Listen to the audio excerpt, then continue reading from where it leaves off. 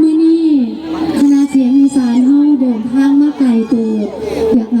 ให้พี่ให้น้องมอบความหักความเมตตาถือซะว่าเสียงอีสานเป็นลูกเป็นหลานพี่น้องอีกจักคนหนึ่งเนาะจ้ะเนาะเอิ้นหลานมามอบความสุขมามอบความมวลซื่นให้กับพี่กับน้องมื้อนี้ต้องขอกราบขอบพระคุณทางผู้หลักผู้ใหญ่เนาะจ้ะที่จัดงานดีๆแบบนี้จัดกิจกรรมดีๆแบบนี้ให้พี่ให้น้องได้มวลซื่นได้มีความสุขแล้วก็ได้เฮ็ดบุญกันนำแม่นบ่จ้า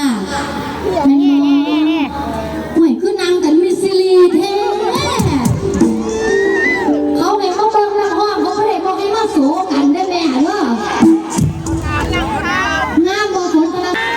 พวกงามได้จังได๋อายุ22นึงเนี่ย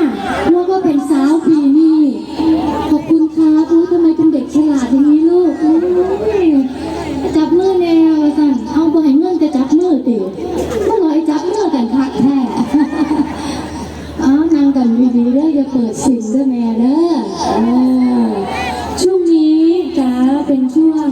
วันวาเลนไทน์อันนี้ก็สิวันศุกร์มีความรักเลยที่น่ะเด็กให้มาอีพออยู่คือเก่าแหละเนาะ